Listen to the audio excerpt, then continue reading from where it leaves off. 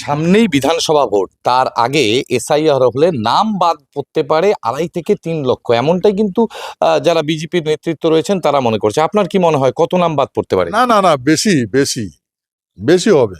যদি এসআইআর ঠিক মতো করে তাহলে কমসে কম এখানে তো তখনকার বা 81-এ 84-এ যেটা রিপোর্ট আসতো তাতে 4 কোটি মানুষের এখানে অনুপ্রবেশকারী আছে।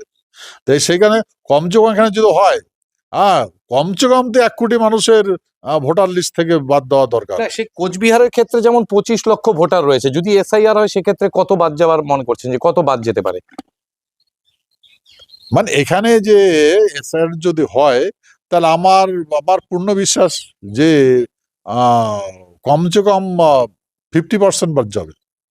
তাহলে পরে তো সামনের বিধানসভা যে নির্বাচন, সেই নির্বাচনে কার জয় অবশ্যম্ভাবী যদি এসআইআর ঠিকঠাক হয়? যারা ভালো কাজ করবে তাদের জয় হবে।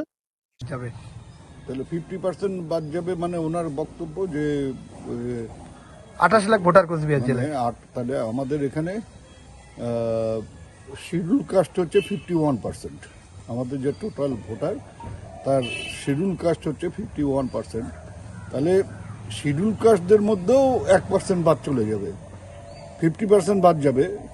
তার মানে শিডিউল কাস্টরাও সবাই থাকছে না ইয়েতে, আর জেনারেল কাস্টরা তো সব বাদ, মানে ওনার হিসেবে আর কি। কিছু বলার নেই, ওনারাই চালান দেশটাকে। যাবে তাহলে 50% বাদ যাবে, মানে ওনার বক্তব্য যে 28 লাখ ভোটার কোচবিহার জেলায়। তাহলে আমাদের এখানে শিডিউল কাস্ট হচ্ছে 51%। আমাদের যে টোটাল ভোটার তার শিডিউল কাস্ট হচ্ছে 51%। তাহলে শিডিউল কাস্টদের মধ্যেও 1% বাদ চলে যাবে, 50% বাদ যাবে। তার মানে শিডিউল কাস্টরাও সবাই